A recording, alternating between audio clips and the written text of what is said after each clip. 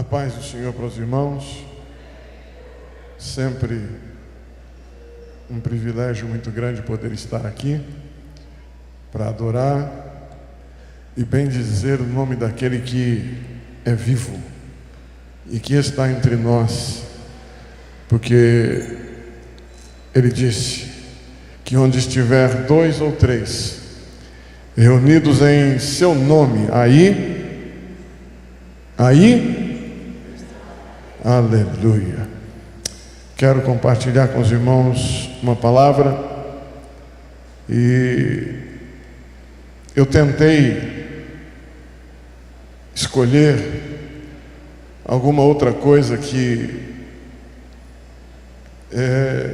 fosse indicativa para esse dia, mas está fervendo no meu coração uma palavra, está borbulhando, e eu gostaria de trazer essa, porque eu sei que o Espírito Santo quer falar com alguém aqui nesta noite. Quero agradecer a Deus pelo privilégio de poder ser crente, privilégio de poder participar e pertencer a esta família, Jerusalém.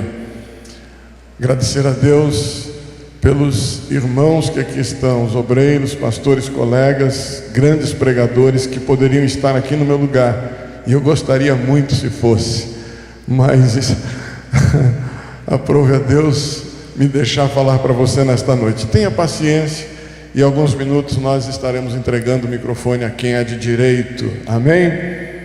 Aleluia. Abra sua Bíblia em Jeremias capítulo 1. Aleluia. Capítulo 1 de Jeremias, e o versículo 1 também, que diz assim: palavras de Jeremias, filho de Ilquias, dos sacerdotes que estavam em Anatote, na terra de Benjamim. Vamos ler juntos para fixar. Palavras de Jeremias, filho de Ilquias, dos sacerdotes que estavam em Anatote, na terra de Benjamim. Quando eu vejo esta palavra, eu fico encantado pelo que Deus fala conosco. E através de entrelinhas, a Bíblia, toda ela está narrada, e toda ela tem um significado para as nossas vidas. Às vezes nós lemos alguma coisa e não entendemos o que aquilo quer dizer, mas nós precisamos de uma outra referência para complementar aquilo que acabamos de ler. Agora, tem textos que algum percentual bem menor que isso, são textos autoexplicativos. Você lê e não precisa quem te explique, porque você entende o que está lendo. Agora, tem coisas como essa que nós precisamos de um pouquinho mais. E quando eu vejo esse texto aqui, eu vejo a grandeza de Deus no escolher alguém para um trabalho tão grandioso e tão importante na face da terra. Eu olho para Jeremias e ele está neste momento se identificando. No livro, os versículos seguintes, você vai ver: e falou o Senhor, veio a mim a palavra do Senhor dizendo, veio a mim a palavra do Senhor, falou o Senhor com Jeremias. Você vai ver isso. Mas aqui no primeiro versículo, na epígrafe do texto, você vai ver escrito: palavras de Jeremias, filho de Ilquias, dos sacerdotes de Anatote, na terra de Benjamim. Mas quando eu vejo isso, eu vejo Jeremias se identificando. Pode deixar o microfone na tom, que eu sou filho de baiano com cearense. Mineiro com cearense dá um rolo danado esse negócio. Quando eu vejo Jeremias se identificando, mostrando quem ele é, eu lembro de que nós somos seres humanos e com direitos de escolha, com livre-arbítrio. Nós temos direito de escolher muitas coisas na nossa vida, mas tem algumas coisas, pastor Daniel, que nós não conseguimos escolher. Por exemplo, escolher a família que queremos nascer. Não tem jeito, você nasce nela. O nome que você quer ter, antes de você se conhecer por gente, você já tem um nome, não é? A sua mãe que escolheu. E eu fico vendo lá na minha casa, não sei se foi a minha mãe, se foi o meu pai, mas eles escolheram de fio a pavio, do começo ao fim, todos os 7 filhos, o nome começando com a letra L. Eu não sei onde eles acharam tanto, mas vem de cima para baixo. O Levi, o Leomar, a Leda, a Leila, o Laílson, o Lucimar, a Lucinéia. Aí a minha irmã mais velha, uma das mais velhas, quis também entrar na linha dos meus pais e começou Leandro, Luciano, aí ela não achou mais. Nós não escolhemos o nome que queremos ter, onde nós queremos nascer. Se fosse para escolher onde queria nascer, jamais eu queria nascer numa sala de cirurgia do SUS, nunca mais. Nunca mais, ser pobre não. Se fosse para escolher um nome, não queria o meu nome Laílson, tamanho, eu não gostaria. É complicado, cada lugar que eu vou, pastor Jailson, Maílson, Raílson, e vão inventando o nome para mim. A gente não escolhe, acontece. Agora tem coisas na vida que nós temos direito de escolher. Como tem coisas que nós não escolhemos e acontece na nossa vida, assim foi com Jeremias. Ele está dizendo assim: eu sou Jeremias, tenho esse nome porque o meu pai me deu. Eu nasci na casa de Ilquias, um dos sacerdotes que mora em Anatote, porque aconteceu, eu nasci lá. O meu pai é Ilquias e eu sou daquele lugar, das terras de Benjamim, que fica no sul das terras de Benjamim, a uns 5 quilômetros, de 3 a 5 quilômetros de Jerusalém. Eu sou de lá. E ele está se identificando. E quando eu vejo essa identificação dele, nós precisamos voltar um pouco na Bíblia para entendermos o que ele está querendo dizer. Porque Deus chama Jeremias para um projeto tão grandioso, que ele seria profeta para as nações, que ele levantaria reis e derrubaria reis. Ele falaria com autoridade para levantar, para derrubar. Ele falaria com autoridade o nome poderoso de Deus, e através do nome de Deus ele faria proezas através do nome de Deus. Foi para isso que Deus o chama. Mas Jeremias não tinha idade para ser sacerdote. Ele ainda era novo, ele se tinha como menino. Em Israel, a maior idade parte dos 30 anos. E ele ainda não tinha alcançado os seus 25 anos de idade. E Deus o chama para um grandioso projeto.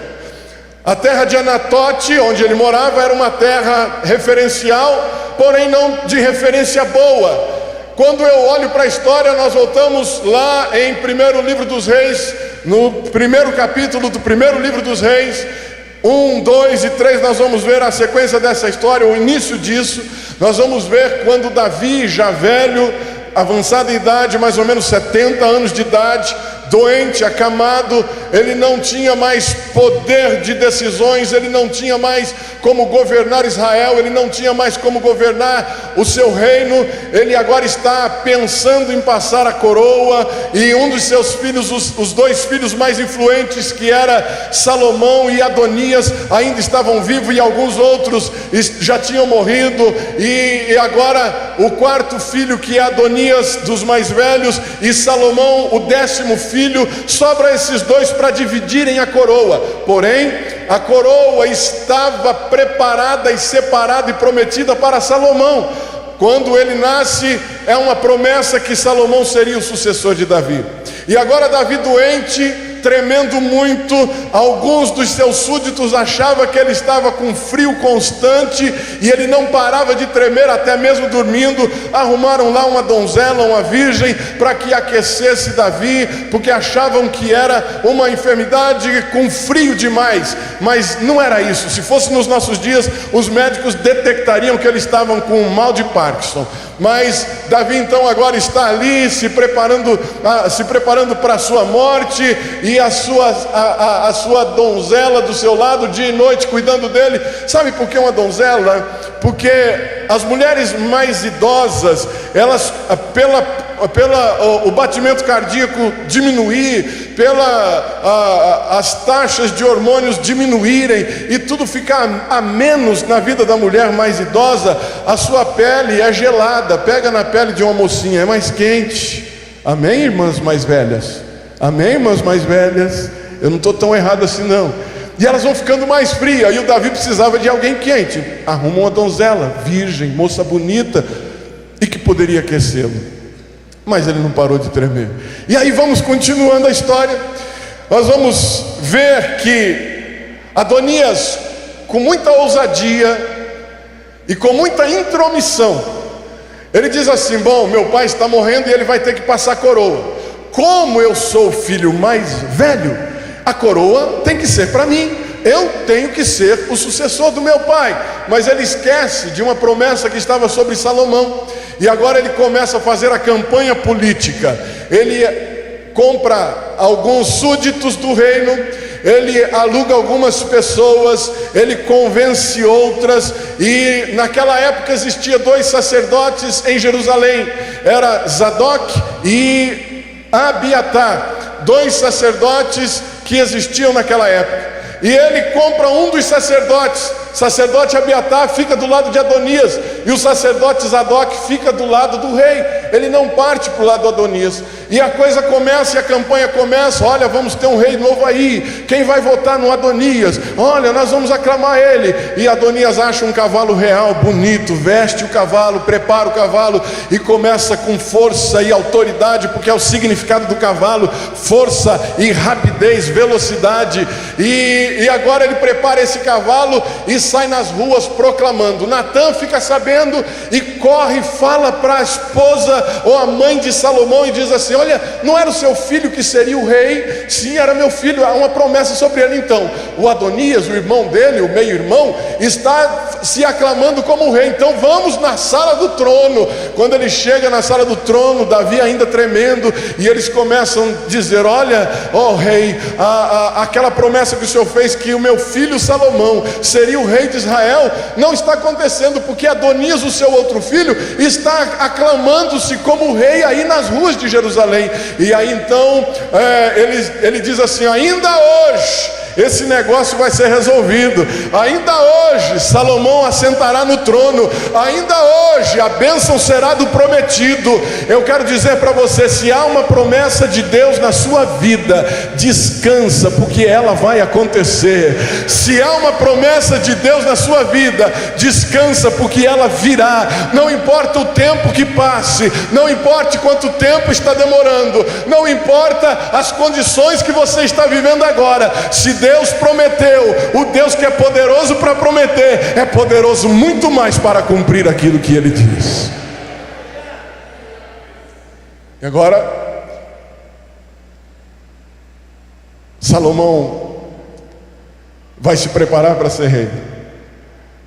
Davi diz assim: chama o profeta, diga para ele ir no estaleiro, pegar a minha mula real, preparar a minha mula, coloque Salomão em cima dela, e todos os súditos soldados saem aclamando que hoje Salomão assentará no trono, que Salomão é o rei de Israel.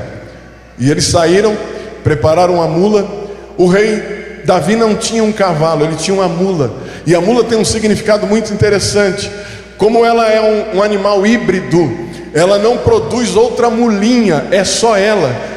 Por isso que Davi tinha uma mula, porque ele não queria que ninguém tivesse um sucessor daquela mula dele, ninguém tivesse um herdeirinho daquela mula. A mula que Davi montava, aquela mula morreria e não sairia mais nenhuma com sangue igual dela. Sabe o que eu quero dizer com isso? Que a bênção que Deus tem para você é sua, só sua. O milagre que Deus tem para você é seu e só seu. E se você está precisando de um milagre agora, receba em nome de Jesus. Em nome de Jesus, receba saúde agora, para a glória do nome do Senhor. Adonias não tinha uma mula, ele tinha um cavalo. E cavalo pode se repetir outros cavalinhos daquele. E cavalo é rápido, a mula é lenta, com força, mas ela é constante, não para. E assim é a promessa e a obra de Deus para a sua vida: devagar e constante, devagar e constante, devagar e constante. Ah, mas a Bíblia diz que Jesus vai vir montado num cavalo branco. Sim, ele vai vir, ele virá montado num cavalo branco, porque o significado do cavalo é rápido. E é por isso que ele vai voltar num cavalo branco, porque a volta dele será rápida e com força e autoridade para a glória do nome do Senhor. Aleluia. Salomão agora sai sendo rei. A justiça tem que ser feita. Abiatar, Adonias, eles não podem conviver mais no meio. Todo crime de rebelião seria pena de morte. Teria que morrer toda a descendência daquela família. Adonias então é morto. Abiatar, quando Salomão olha para ele e diz: bom, você fez tanto bem para o meu pai, você ajudou tanto o papai, que eu vou ter que ter misericórdia de você. Você merecia morrer, mas eu vou ter que ter misericórdia pelo que você já fez pelo rei. Então eu vou fazer o seguinte: a partir de hoje, até o resto da sua vida, você vai ter que morar numa cidadezinha ao sul de Benjamim. Você vai ter que morar numa cidadezinha a 5 quilômetros de Jerusalém, daqui, perto daqui. Mas uma cidadezinha que foi escolhida, uma cidade onde morariam os assassinos, os suicidas, onde morariam aquelas pessoas que não serviriam para estar no meio de uma sociedade justa, adequada. Você vai morar naquela cidade para o resto da sua vida. Ele está sendo amaldiçoado pelo rei Salomão para morar em Anatote ao resto da sua vida. E Anatote agora, depois disso, era uma terra onde moravam muitos sacerdotes. Era uma cidade onde muitos sacerdotes habitavam ali. E esses sacerdotes eram tranqueiras, eram pessoas de má índole, eram pessoas erradas, pessoas que se diziam santos, mas tinham uma vida complicada, tinham uma situação desonesta. Eram sacerdotes que não pagavam contas, eram sacerdotes que ficavam devendo, eram sacerdotes que compravam e não pagavam, eram sacerdotes que contavam que não era verdade, eram sacerdotes que diziam que Deus está dizendo quando Deus não dizia nada, eram sacerdotes que saíam para beber uma cervejinha no boteco, eram sacerdotes que saíam para fazer qualquer outra coisa errada. Mas em nome de Jesus, Deus está falando com alguém aqui nesta noite. Receba em nome de Jesus esta palavra, para que haja em sua vida uma mudança, para que o nome do Senhor seja glorificado através de você. E Anatote tinha esta representatividade. Quando alguém falava: eu sou profeta, mora onde? Anatote. Então não tem crédito. Sou um profeta, mora onde? Mora em Gilgal. Ah, então você é bom. Mora onde? Eu moro em Betel. Ah, lá tem uma escola boa de profeta. Então você é bom. Mora onde? Em Anatote. Era mais ou menos assim.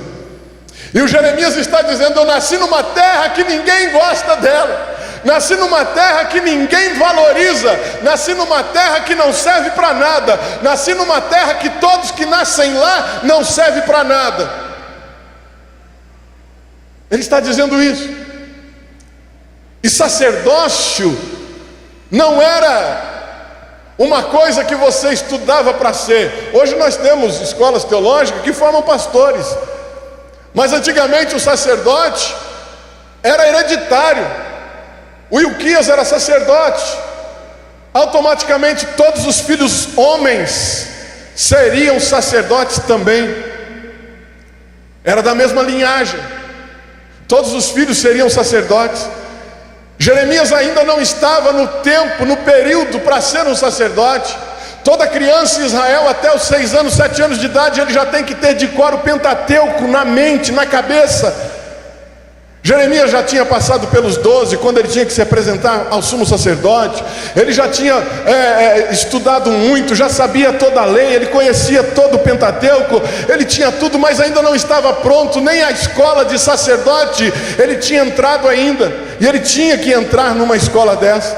E de repente, irmãos, eu vejo aqui uma situação em que Deus está olhando para um homem que se vê como ninguém, que se vê como um nada, que se vê como um zero à esquerda. Ele tinha a menor chance de ser alguma coisa, ele tinha a menor chance de ser alguém, ele não tinha tempo ainda para estar assumindo aquilo que Deus estava propondo, ele não tinha qualificações ainda para assumir aquilo que Deus propunha para ele não tinha idade, ele não tinha estudo, ele não estava no período para assumir uma posição. O que eu quero dizer com isso? Eu quero dizer para você que não importa o tempo, Deus está querendo te usar na terra, Deus está querendo te usar na face da terra. E até quando você vai estar estático e pensando: eu não posso, eu não tenho condição, eu não consigo, para mim não dá?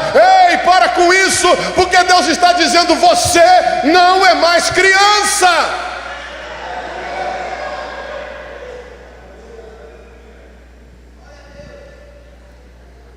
E o Jeremias está olhando para Deus. No versículo 4 agora a gente vê: e veio a mim a palavra do Senhor dizendo. Que coisa linda, que Deus maravilhoso é esse, que Ele vê as nossas falhas, as nossas fraquezas, Ele vê a nossa falta de capacidade, a nossa limitação, Ele vê a nossa fragilidade, mas mesmo assim Ele diz assim: é você que eu vou usar na terra. Você sem condição nenhuma, Ele diz assim: é você que eu vou usar na terra. Basta o quê? Estar na brecha e dar lugar para Deus trabalhar.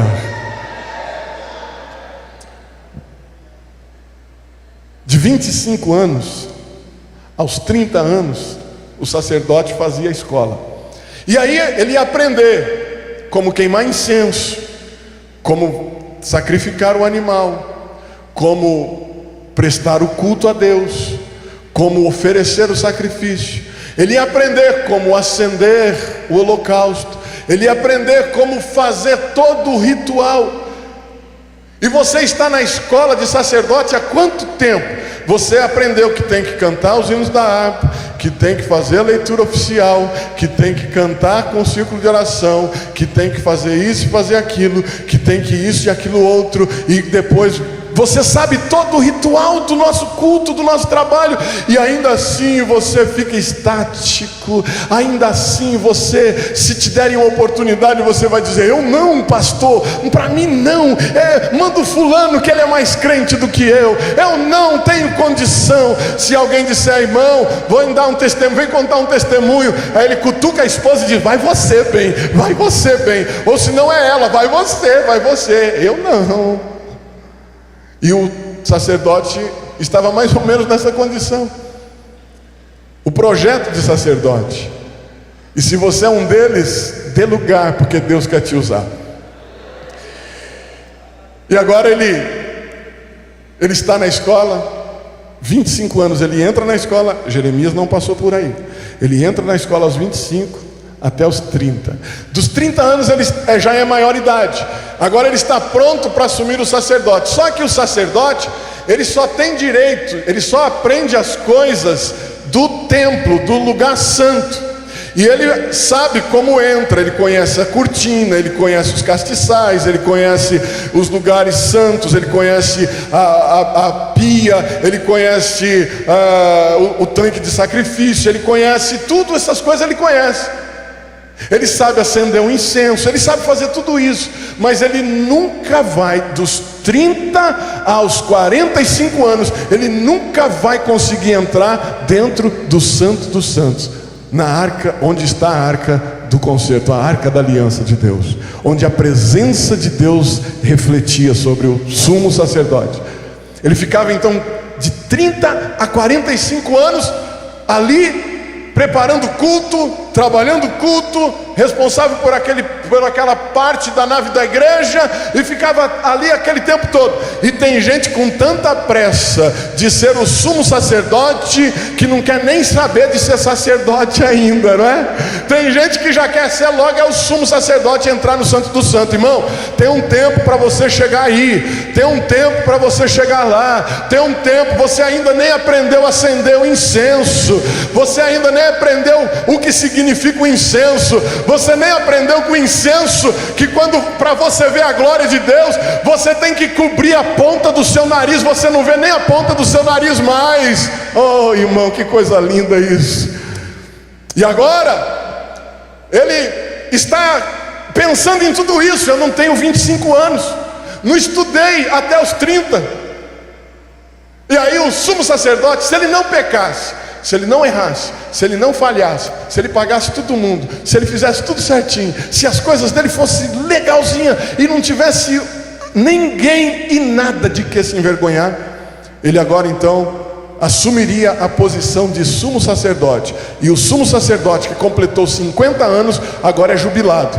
Sacerdote, o sumo sacerdote só podia atuar até 50 anos de idade. Então ele via Deus, ele sentia a presença de Deus uma vez por ano. Então significa dizer que um sumo sacerdote só podia entrar na presença de Deus 5 vezes durante toda a sua vida, durante todo o seu estudo, durante toda a época que ele se dedicou a Deus. 5 vezes na sua vida ele podia sentir a glória, a graça, a unção da arca da aliança diante dele. Ele poderia sentir a voz de Deus falando entre os querubins que estavam no propiciatório, na tampa da arca. Ah, irmão, que coisa maravilhosa. Talvez você diz assim: mas pastor, eu sou crente há tanto tempo e eu sinto a presença de Deus assim faz tanto tempo que eu não sinto. Mas quando sente vale a pena. Então lute por isso, para não perder essas 5 vezes na sua vida, de sentir este avivamento de Deus no seu coração, de sentir a presença e o poder de Deus falando ao teu ouvido. Jeremias viu isso tudo e disse assim: eu não tenho idade, e até eu chegar lá, olha só, Deus diz assim: não, Jeremias, fica tranquilo, porque antes de eu te formar no ventre da tua mãe, eu já te santifiquei. Olha o que Deus está dizendo: Anatote não é mais problema para você. Anatote não é mais vergonha na sua vida, porque todo o lixo que tinha em Anatote, toda a culpa que vinha de lá, eu tirei da sua vida, porque eu te santifiquei no ventre da tua mãe. Eu te escolhi para algo lindo e grandioso na terra. Mas Deus, eu não sei falar. Oh, Jeremias, fique tranquilo, porque antes de você nascer, antes de te formar no ventre da tua mãe, eu já te conhecia.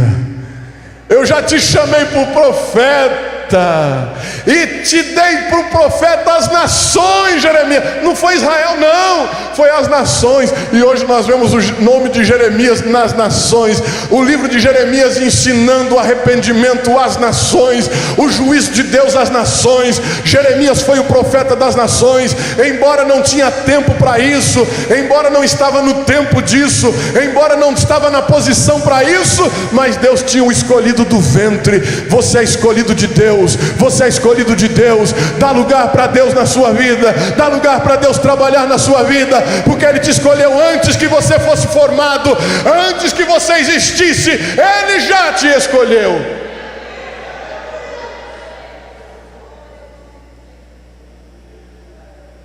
Tem gente que vive da casca, do estereótipo. Não adianta nada, porque Deus conhece você lá de dentro. Quando Deus disse que quando ele estava sendo formado no ventre, ele já conhecia, Deus estava dizendo assim: quando o seu cóccix, que é o primeiro osso que nasce, quando o seu cóccix estava sendo formado, eu já te conhecia. Tipo assim, eu te conheço de dentro para fora. De dentro para fora. O seu sentimento hipócrita, o seu sentimento de iracundo, o seu sentimento de soberba, o seu sentimento de ego, o seu sentimento de desamor, de falta de união, de desafeto, eu conheço todos eles, viu, Jeremias?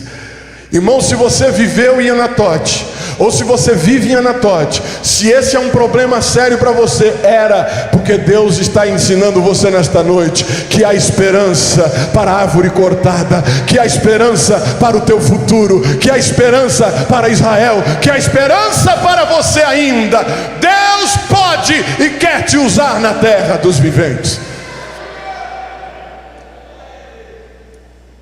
Quem é você? Eu sou filho de Uquias. Quem é Uquias? Um sacerdote amaldiçoado. Te santifiquei. Pode ser tudo ruim lá, mas eu te santifiquei. Quando o sumo sacerdote, só para a gente lembrar isso bem, quando o sumo sacerdote entrava no Santo do Santo, e ele balançava o incensário,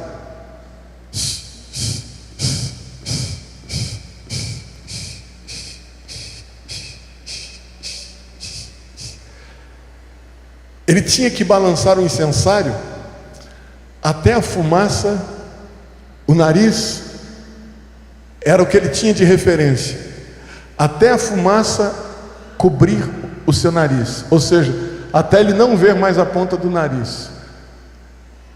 Quando ele via isso, aí ele se preparava, porque a voz de Deus ia surgir do meio do propiciatório, do meio da tampa, entre os querubins que ali estavam. A voz de Deus ia surgir para o sumo sacerdote. Daí vem aquele hino que a gente cantava: no santo do santo a fumaça me esconde e os meus olhos te veem. Sabe o que quer dizer isso, irmão? Quer dizer que enquanto você estiver vendo o seu narizinho, enquanto você estiver olhando para você, Deus não pode aparecer e nem a glória dele pode estar em você.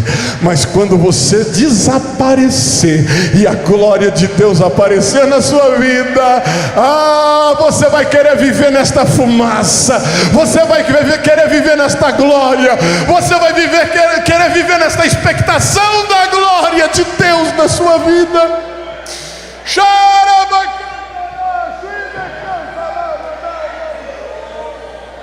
Sinta a fumaça da glória de Deus na sua vida. Sinta a glória de Deus descendo aí. Sinta a glória de Deus descendo aí na sua vida nesta noite, porque Ele quer se apresentar a você e dizer: meu filho, entra na posição, porque eu quero te ocupar com o meu chamado na tua vida.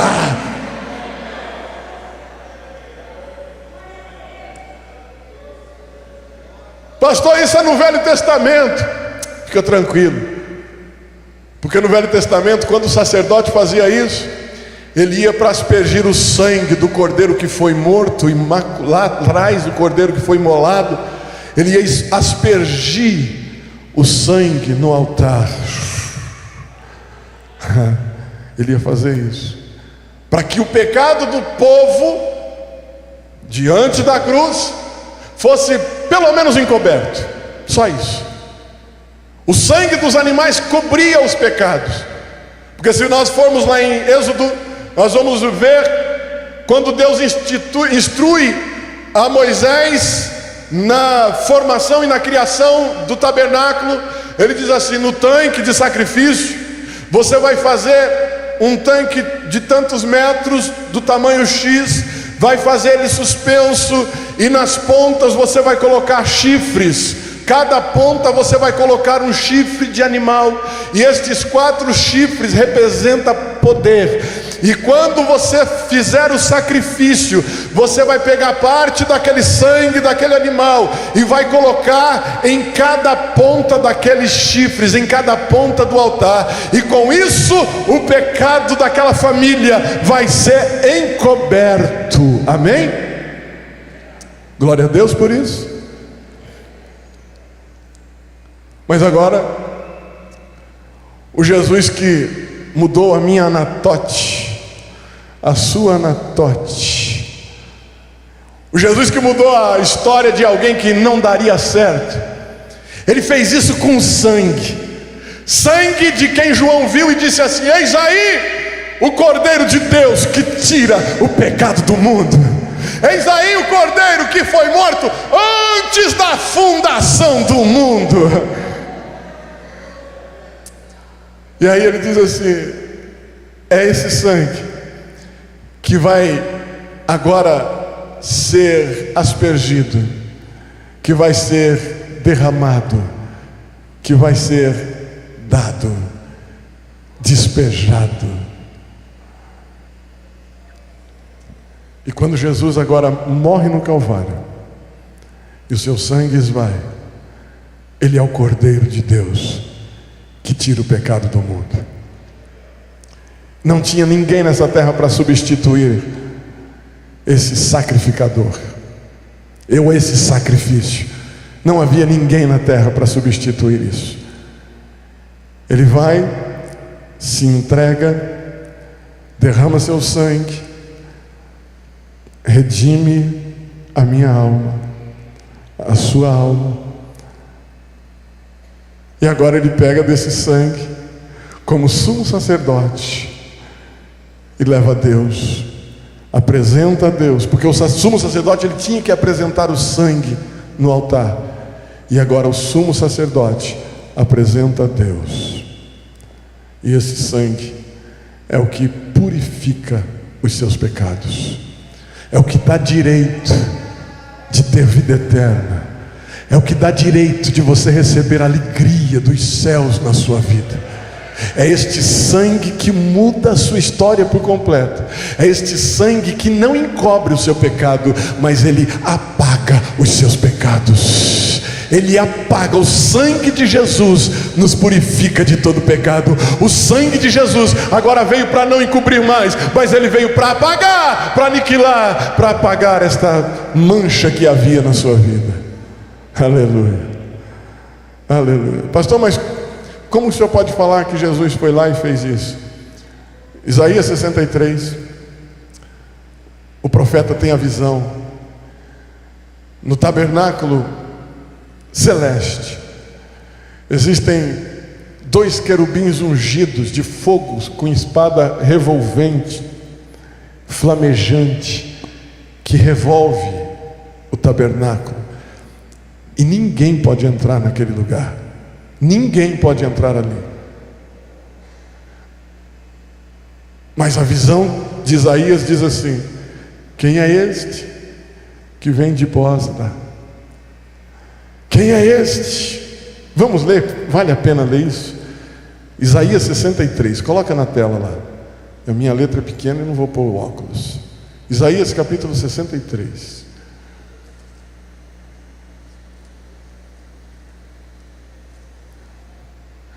Quem é este que vem de Edom, de Bosra, com vestes tintas? Esses são os 2 que guardavam o templo.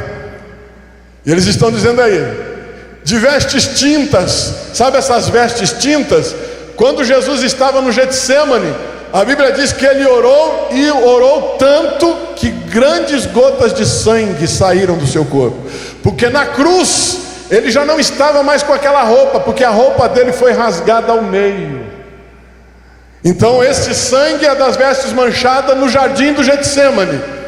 E agora ele diz assim: quem é este que vem com vestes manchadas de tinta? Este que é glorioso em sua vestidura, que marcha com sua grande força.